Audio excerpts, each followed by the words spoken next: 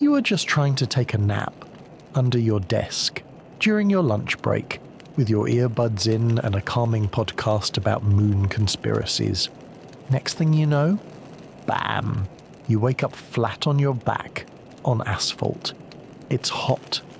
The air smells like fuel, ozone, and a lot of hairspray. You sit up and immediately get yelled at by a man in sunglasses who shouts, "Backup's late again. Get in line." You try to explain that you're not backup, or even part of this decade, but no one listens. Because you're wearing a NASA logo hoodie bought online last year, and sneakers that everyone assumes are some kind of futuristic boot prototype. You get pulled into a concrete building full of engineers and astronauts. Everyone is stressed. Coffee is being injected intravenously. There are chalkboards covered in math. So much math. And before you can run, someone slaps a clipboard into your hand and says, "Welcome to mission prep." And just like that, you're inside the Apollo 11 launch countdown. Where are you joining us from tonight? Earth, orbit, or under 5 blankets? Comment down below. And if you love time travel stories that lull you to sleep while sneakily teaching you history, press that red button and subscribe so you never miss your next accidental adventure. You don't wake up gently. There's no bird song, no cozy blanket, just a violent jolt. The smell of rubber and sun-heated concrete and someone yelling, "We've got another one down, probably heat stroke again," which is alarming, because the only thing you remember before this was a very peaceful desk nap during your lunch break. Earbuds in, playing a podcast titled 10 Moon Landing Theories That'll Blow Your Mind. And now, you're in a completely different decade. You sit up slowly. Everything hurts. You're wearing your usual hoodie, one with a NASA logo ironically printed across the chest, and a pair of sneakers so clean they practically scream, "Not from here." There's a metal badge around your neck. You don't remember putting it on. It reads, "Visitor Access, Apollo Prep Clearance." In the distance, a massive building looms, rectangular, industrial, and radiating 1960s science vibes. You see white vans, giant fuel tanks, and dozens of stressed-out men in short sleeves and neckties sprinting around with clipboards. You're outside the Kennedy Space Center, and the countdown to Apollo 11's launch is already ticking. You try to stand. A tall man in sunglasses rushes over. "Finally, we've been waiting for the backup systems analyst from Huntsville." "I'm not." "Save it for mission control. Get inside." And just like that, you're being shoved through a heavy door into a building filled with air-conditioned chaos. Inside, it's all tile floors, buzzing fluorescent lights, and people muttering things like, "Check telemetry," and "Test the third stage separator arm." You nod politely. You don't know what a separator arm is. You don't even know where you are on the map. A woman hands you a stack of punch cards and says, "Can you cross-check these with the LM burn prediction logs?" You nod again. "Absolutely." You have no idea what you just agreed to, but she seems relieved, which is worrying. Here's what's happening. You, a modern hoodie-wearing, sleep-deprived desk dweller, are being mistaken for a NASA data specialist from Alabama. Why? Because our hoodie says NASA in bold white letters. You have a badge, mysteriously. You're silent, which makes people assume you're smart, and every time you try to correct them, they misinterpret your confusion as genius-level introversion. You have entered the silence, dia, authority part of 1969. Congratulations.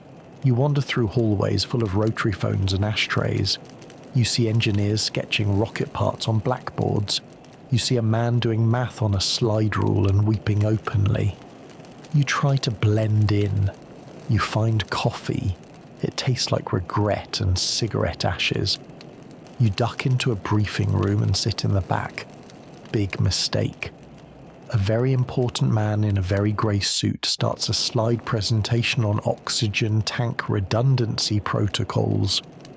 Halfway through, he gestures to you and says, "Gee, I'd love the new analyst's input." You panic, stand up, clear your throat, and say the first thing that comes to mind.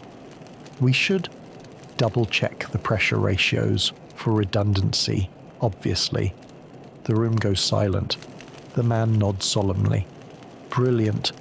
Someone writes it down. You have become an expert by accident. Again, you spend the rest of the day dodging questions, sweating through your hoodie, and accidentally fixing a cable by pushing it slightly to the left. No one knows what you did. They cheer anyway. You now have a desk with a nameplate. It says "See Whisper, you don't ask." Back in your temporary quarters, a dormitory with an avocado green cot and a poster of Neil Armstrong looking intensely at the moon. You collapse onto the mattress. The fluorescent light buzzes. The fan clinks. You close your eyes and whisper, "Please, let this be a dream." Outside, a voice echoes. All systems go for T-minus 72 hours. You're absolutely not waking up from this. You're on the clock in 1969, and apparently, you're one of the people getting us to the moon. You wake up early, not because you want to, because your bunk neighbour snores like a possessed vacuum cleaner. You wander the facility half-conscious, searching for coffee and purpose. Instead, you find Buzz Aldrin, in person, in uniform, in the middle of aggressively arguing with a vending machine. "It stole my nickel," he mutters. "Sir," you offer gently, "I think it's a push machine." He turns to you, sizing you up, eyes squinting. "Congratulations, you've locked eyes with the Buzz Aldrin. And now you're stuck." "You're the new quiet one, right?" he asks. You nod because what else can you do? He grins. "I like that. Quiet people always know too much." Suddenly you're in a break room. Buzz pours 2 cups of sludge-thick coffee. He doesn't ask if you want sugar. You sip it. Your soul leaves your body. Buzz laughs. "You'll get used to it. It's moon fuel." "Tastes like regret." "Exactly." He starts talking about launch velocity, the sound of engines shaking your bones. How many people think they'll fail? And a dream he had last night where the moon waved back. You mostly nod, occasionally blink. At one point you say, "It's not about reaching the moon. It's about making people believe we can." Buzz stares. "That's poetic." You panic. Where did that come from? He slaps your back so hard your kidneys almost time travel. "We're gonna be great friends." Now you're his favorite, which is terrible, because you're also currently a fraud, a time traveler, unsure how toilets work in this decade, and completely unequipped to be emotionally adopted by a future moonwalker. You follow him to the training wing. It smells like chlorine, machine oil, and intense pressure. You watch. Astronauts in giant tilted simulators. Men submerged in water tanks learning how to flip sideways. A guy eating dehydrated spaghetti and whispering, "This is my punishment." Buzz introduces you to Michael Collins. Calm, serious, suspicious. And Neil Armstrong, who just nods quietly and stares out the window like he can already see the moon. You sit through a debrief about mission timing, contingency drills, and something called rotational damping. You don't understand any of it, but you write it all down in your notebook, which has cartoon dinosaurs on the cover. Buzz peeks. You take notes in code. Sure. They put you in the gravity simulator. Why? You don't know. You assume it's Buzz's idea of a joke. The machine spins. You feel your organs argue with each other. Someone yells, "He's still conscious," Buzz beams. "This one's tough." You throw up in your hoodie, silently. Buzz pats your back again. You're one of us now. Later, he gives you a nickname. You're like a ghost, quiet, always watching. You're ghosty. You die inside. But ghosty sticks. Soon, even Neil calls you that. That night, you can't sleep. Not from stress, from guilt. They trust you. They think you belong here. Buzz calls you friend. And you're lying. Every day you don't say something. You're rewriting history with your silence. You stare at the ceiling and whisper, "Sorry." Outside your window, a floodlight flickers. Somewhere across the compound. Buzz is probably still awake, training. The man is unstoppable. And now, he thinks you are too.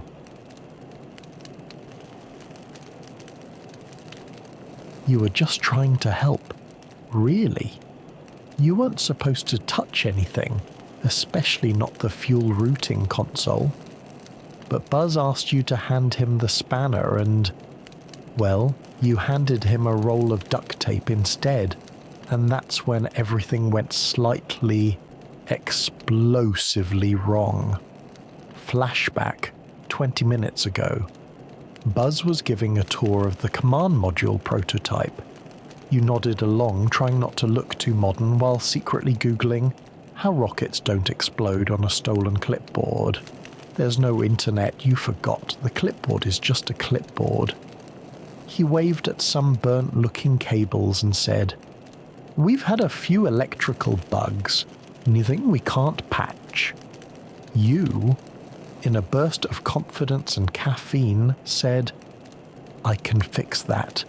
Because apparently you're a qualified rocket electrician now. You peeled back some insulation, poked a few wires and muttered, "Looks like a grounding issue. Classic." Then you grabbed duct tape, because in your century, duct tape fixes everything. 10 seconds later, the lights flickered, a circuit popped, smoke puffed out like the console was trying to vape stress. Buzz coughed. Someone screamed, "We've got a short!" Another voice, "Call the lead tech!" And yet another, "Where did that guy in the hoodie go?" You were ushered out the emergency exit and made to sit on a bench outside the lab for debriefing. You're now a known individual, a code orange, a clipboard saboteur, a mystery wrapped in duct tape and panic. But here's the thing. Later that night, one of the engineers quietly pulls you aside, whispers, "Whatever you did, it redirected the faulty current. You might have saved the module. The tape thing, genius. We're adding it to the field kit. Congratulations, you are now accidentally a contributor to NASA flight safety, still a fraud, deeply afraid of clipboards, and probably wanted in 3 departments for inspiration without authorization. Buzz finds you at dinner, still chewing on the same slice of meatloaf they've served 3 days in a row. Heard you innovated. I caused a minor fire. In space terms, that's creativity. He hands you a pin. Small, circular, silver, unofficial, for fixing things sideways. You accept it with numb fingers. You're now a sideways fixer. That night, you sit outside under the stars. Florida's humid. The mosquitoes sound like helicopters. The moon glows overhead, full and bright, and for a second you think, what if I've already changed something? What if the mission fails now? Buzz forgets something critical because you distracted him. The duct tape was too effective and causes a butterfly effect explosion in 2024. You spiral. A little. Okay, a lot. Then you feel something in your pocket. It's the letter. Still folded. Still waiting. You don't open it yet, just hold it. Like it might steady you. Tomorrow's another test day. Another round of pretending. Another step closer to the moon. And you've become essential. By accident. Again. You didn't mean to find it. You were looking for a bathroom, honestly. You'd just finished another high-stakes day of pretending to understand spacecraft telemetry, and you were very close to stress sweating through your borrowed NASA jumpsuit. You took a wrong turn. Then another, past a door labelled storage, another labelled film archives. Then you saw it, a door, thicker than the others, locked. But the badge around your neck, the one no one has questioned yet, clicks it open. Because of course it does. Inside, cool air, dim lights, dust that smells like old coffee and stage makeup, rows of shelving, reels, cameras, foam moonscapes. You walk down the centre aisle, sneakers muffled against old vinyl flooring. To your left, an entire corner filled with craters, foam craters, painted in greys and silvers. To your right, a camera rig on a rail system, a boom mic, a small flag rigged with wire. You freeze. No way, you whisper. Your brain does backflips. You're in 1969. You're at NASA. And in front of you is a fully constructed fake moon set. Someone coughs behind you. You spin. It's a janitor. Pale blue uniform. NASA patch. Suspiciously calm for someone guarding an existential crisis. Cool, huh? He says. You try to play it chill. What, is all this? He shrugs. Backup footage. For what? Worst case scenario, in case the feed drops. He leans in. Can't let the Soviets think we blew it, right? Then he walks away. Mop buckets squeaking. You stare at the foam craters, at the fake flag, at the pristine camera labelled Alt, Armstrong A3 Take 2. Your brain screams, it was fake! Your heart whispers, or was it? Back in your dorm, you Google moon landing hoax, then realise again that it's 1969 and you're just staring at a blank notebook like an idiot. You scribble, conspiracy confirmed, maybe, sort of, insurance footage. The next day, Buzz finds you in the hallway. You look like you saw a ghost. Something like that. You'll get used to it. You almost ask him. Almost. But then he hands you a film canister and says, "Deliver this to room B17. Don't look inside." You nod and don't look inside. Okay, you peek. It's footage. Grainy. Armstrong stepping onto a moonset, smiling, then giving a thumbs up. So here's what you learn. The moon landing wasn't faked. Not exactly, but there are backups, redundant storytelling, safety illusions, a plan to make sure the story is always told, even if something goes wrong. It's not a hoax, it's insurance. And you're now holding part of the truth wrapped in fiction.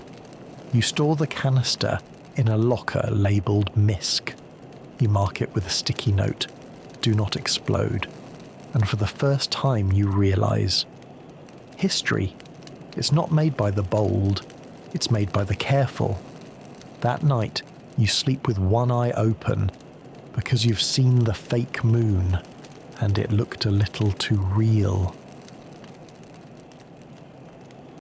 All you wanted was a snack, a granola bar, maybe a fruit cup.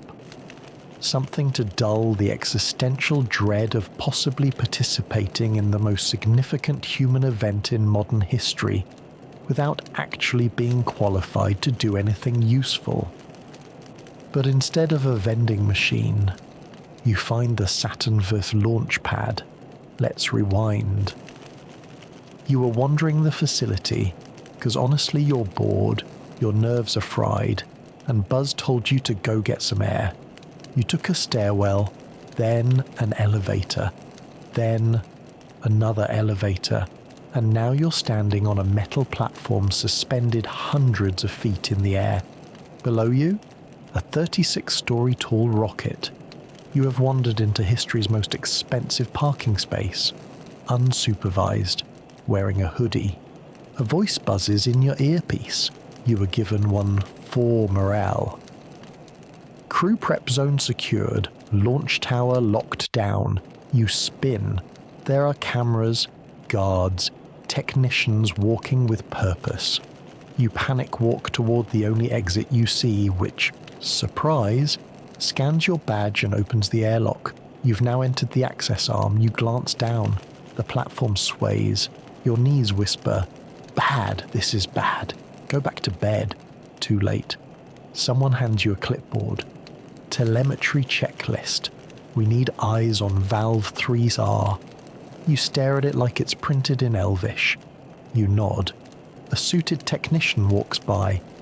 "Is this the new intern?" Another nod. Someone claps you on the back. "Hope you're not afraid of heights." You are. You absolutely are. But now you're walking beside the Saturn V, one of the most powerful machines ever made, and trying very hard not to vomit on it. Eventually, someone hands you a white jumpsuit. "We need a body for weight testing the capsule balance." "I'm not." "You're already badged. Let's go." And just like that, you're being zipped into an astronaut training suit that smells like rubber and ozone. You're seated inside a replica capsule. The door shuts. You are now inside a pretend spaceship, on top of a very real launch platform with a real headset, listening to fake telemetry readouts while panicking in very real silence. This is the moment you realize you're technically on board the spacecraft.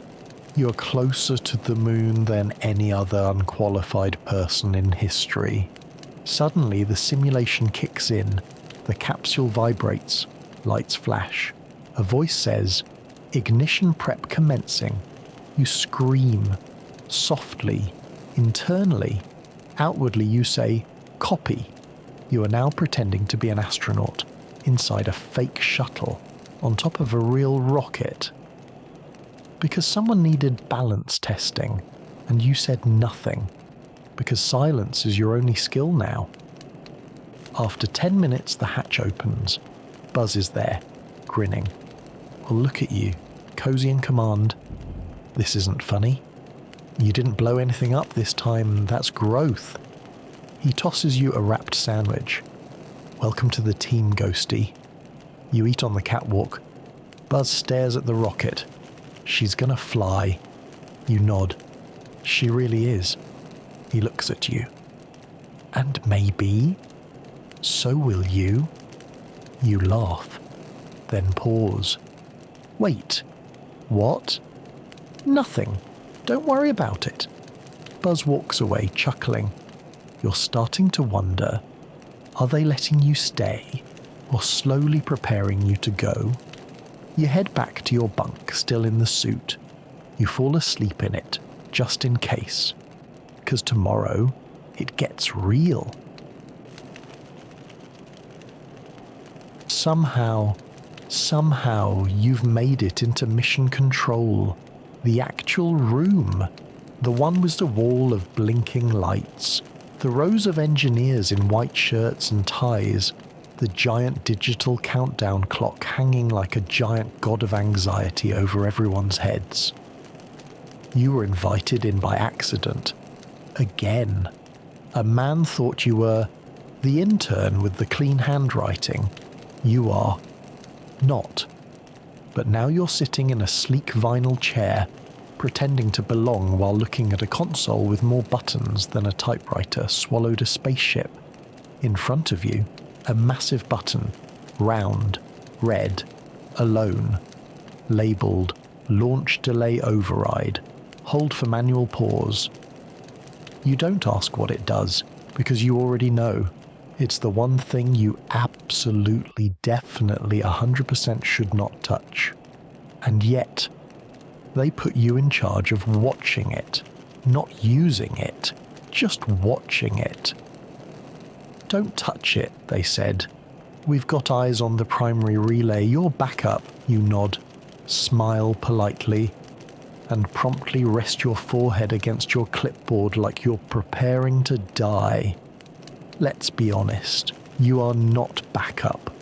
You are a highly anxious time traveller in sneakers who can barely operate a microwave without second-guessing your life choices. To your left, a guy named Marty, eating a peanut butter sandwich with the calm of someone who has seen death. To your right, a woman scribbling notes so fast her pen squeaks. You ask, "Hey, what happens if I, accidentally press this button?"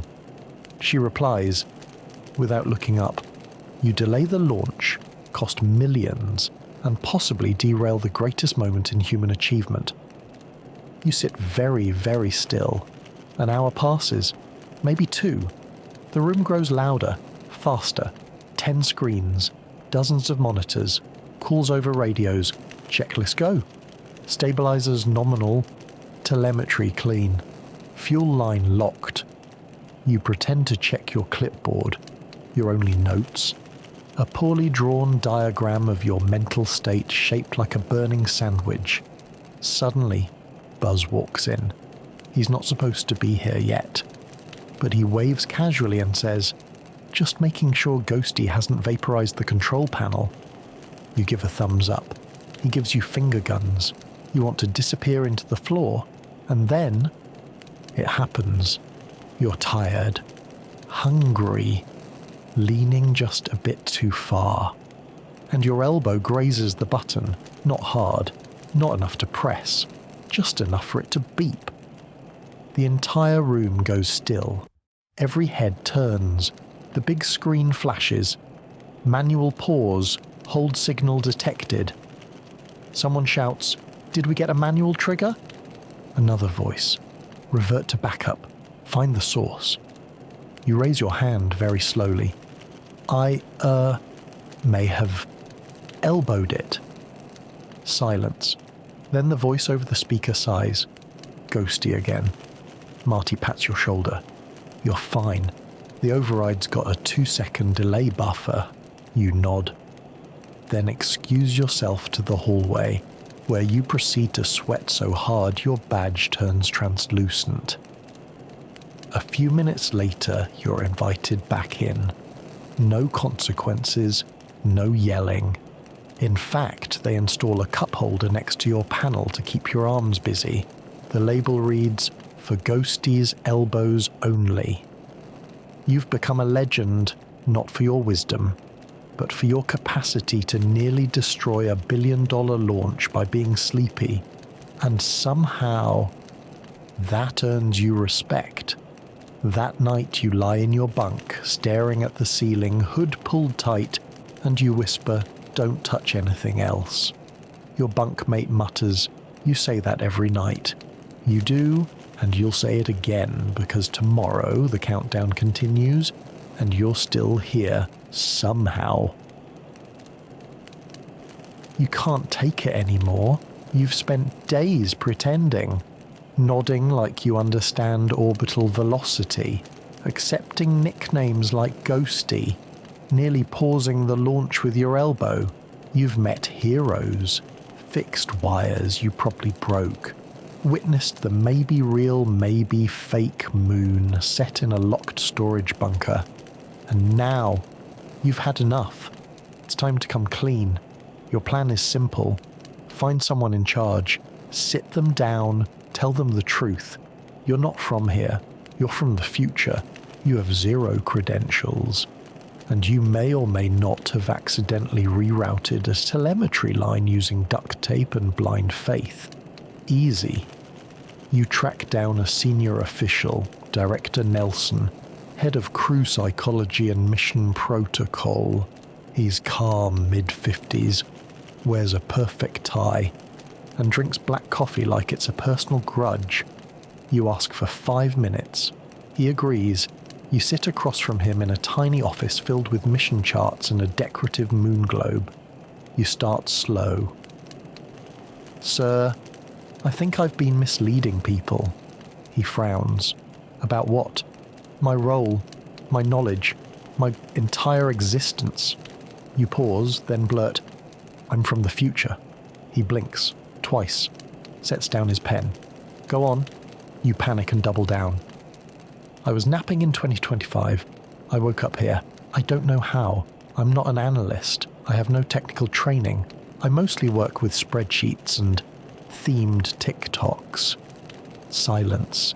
Then Nelson leans back and says, "Interesting. That's it. You're part of the ethics test, right?" You blink. "What?" "Internal audit. We were told to expect a fake infiltrator this week." "No, Brilliant performance, especially the hoodie, makes the younger engineers relax, very immersive." You try again. "I'm serious. I literally time traveled." "Exactly. That's commitment." He stands, shakes your hand. "I'm recommending you for immediate reassignment." You blink again. "Wait, what?" "You'll head up the new internal resilience review team for psychological filtering during high-stakes planning. You're a natural. You tried to tell the truth. You got promoted. You now have a new badge, a corner desk in a trailer unit, and a lanyard that reads, Technical Ethics Advisor, Classified Clearance. Your official job? To sit in meetings, nod thoughtfully and say things like, let's revisit the philosophical implications of panic at altitude. Back at your dorm, Buzz claps you on the back. Ghosty got bumped up? I knew it. I confessed. To what? Being a time traveler. He shrugs. You're still better than Carl. Carl fainted in a wind tunnel. You spend the night reading actual files and realize there's no right version of history, just people trying not to mess it up too badly. You're one of them now, officially, accidentally, always, and you still don't know what the red button does.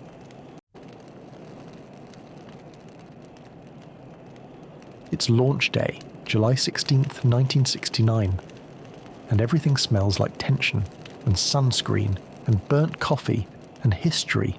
You wake before dawn, not because of alarms, but because the world feels different, heavier, like it's tilting forward, like it's about to leap. You dress in silence, NASA hoodie zipped, badge clipped, clipboard tucked under your arm like it's a shield. You walk with hundreds of others toward the launch field. Engineers, pilots, wives, reporters, kids in buzz cuts holding little American flags, men who haven't slept in 2 days but are still smiling. You're ushered into the VIP observation deck, somehow. No one questions you anymore. They just nod. You're the quiet one, the ghost, the ethics advisor from nowhere. You have presence now. Or maybe just excellent posture from carrying a secret that big. You sit beside an old woman holding opera glasses. She offers you a mint. You accept. It tastes like dust and nervous hope. You look out, across the flat field. There she stands, the Saturn V rocket, white, towering, laced in scaffolding like a cathedral made of math. At its base, steam pours from vents, tubes coil like sleeping snakes, lights blink in anticipation. The rocket hums, like it knows what it's about to do. The speakers crackle. T-minus 5 minutes, all systems go. Someone in the row behind you weeps. Another stands and salutes. You grip your knees, not from fear, from feeling. You feel everything. The heat, the noise, the weight of expectation, the ghosts of future textbooks whispering, "This is it." Beside you, Buzz appears, in full flight suit, helmet under one arm. Ghosty, you blink. "Aren't you?" "Busy?" He smirks. "Wanted to say goodbye, or hello, depending on how this goes." He sits beside you for 10 seconds, just 10, and then says, "Keep watching, don't blink." Then he's gone. You watch them walk across the gantry. You watch the countdown tick. T-minus 10, 9, 8. You don't breathe. No one breathes. 3, 2, 1. The world shudders. A pillar of flame erupts. Sound punches your chest. Birds flee the tree line. Kids scream. Elders weep. And the rocket lifts. She rises like a myth. Slow, relentless, beautiful. And behind her, a trail of fire and noise and hope. You whisper, "Go." Someone beside you whispers, "We are." You stay seated long after the rocket is gone, long after the smoke fades, long after the crowd leaves. You stay until the sky stops trembling, and then you cry. Just a little, just enough. Because even though you're from the future, even though you knew this would happen, nothing could prepare you for what it feels like. You helped this. Somehow. You were here. You mattered. Even in silence. Even in sneakers. The sky is empty now. The rocket's gone. The crowd's gone. Buzz is gone. History has happened, and it didn't wait for you. You walk back from the launch field alone, past rows of folding chairs, past coffee cups left half full, past a trash can that still has moon or bust signs crammed inside.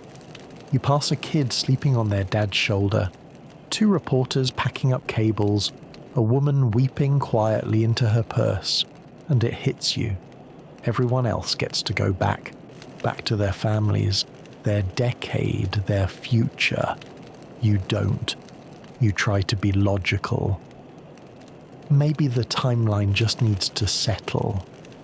Maybe I'll wake up tomorrow and it'll be 2025 again. Maybe I'll find the crack in time where I fell through. You try.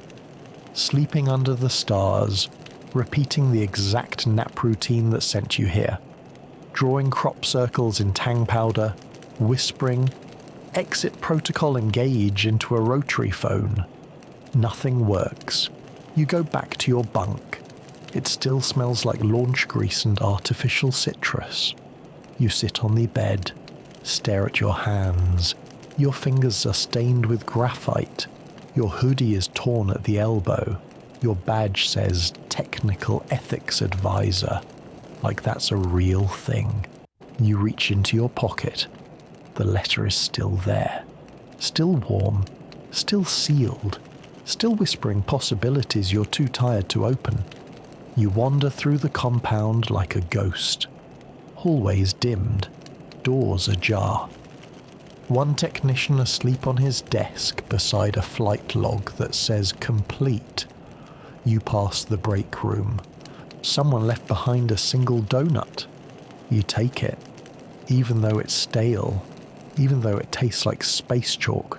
You eat it sitting on the floor, and for a second, you laugh. You're stuck in 1969, wearing sneakers from 2025, pretending to be a rocket scientist with a donut. It's not glamorous, but it's yours. You go to the moonset again, the one hidden in the back building. You walk across the foam craters. You look up at the black backdrop where stars should be. You lie down and pretend it's real, just for a second. Because maybe this is your job now, to remember the real story. Not the PR one, not the plaque on the wall, the messy one, with duct tape and doubts and interns who shouldn't be here. You sit up and start writing, not instructions, not reports, just a list of everything that actually happened. Because if you're stuck here, you might as well record it right. That night, as the facility lights dim and the moon shines brighter than ever, you whisper, "I'm still here, not scared, not sad, just here, for now." You find the door unlocked, the one you thought was always sealed, back corner of the archives, behind the moon set, past the crates labelled "Do not open without clearance 4." It creaks open. Inside, a single room, concrete walls, film equipment, a replica of the Eagle lunar module half assembled standing under dusty studio lights, and across the floor, a fresh layer of moon dust. You pause. This place feels different, not like a set, like a memory trying to be real. You take a few slow steps forward. Each footfall leaves a print in the dust, and suddenly you remember. You're not just a visitor anymore. You're part of it now, part of this odd, messy, brilliant human story. So you kneel and you write. Not much, not a novel, not some grand speech for the ages. Just a few words carved with your finger. Ghosty was here. It happened. We made it. You sit for a while. Let the dust settle. Let time blur. You imagine someone, decades from now, stumbling in here, wiping the dust away, seeing your message and whispering, "Who the hell was Ghosty?" And that's enough. You stand, brush your hands on your hoodie, look at the wall. There's a camera. You walk over and hit record, and for the first time since you arrived, you speak directly to whoever comes next. If you're watching this, I was here. I didn't belong, but somehow I mattered. And if you're here, lost, confused, terrified, welcome. You're not alone. The sky's bigger than they told you, and the future, it remembers you. You hit stop, tuck the tape into a canister, slide it under the console and label it for the next one. In your real handwriting, not the fake badge version, yours. You walk out into the night, Florida stars above, launch pad empty, wind warm. You don't know if you'll ever leave, if the time portal will flicker open again. But maybe that's okay, because you've left something behind. You wrote yourself into history, into the dust, the silence, the part of the story they never quite understood. And someday, someone will find it. You look up at the real moon, not the set, not the symbol, the real one, glowing, and whisper, "I was here." And the night whispers back. You wake up, back at your desk, head resting on your arms, half a cup of cold coffee, a spreadsheet open, blinking patiently.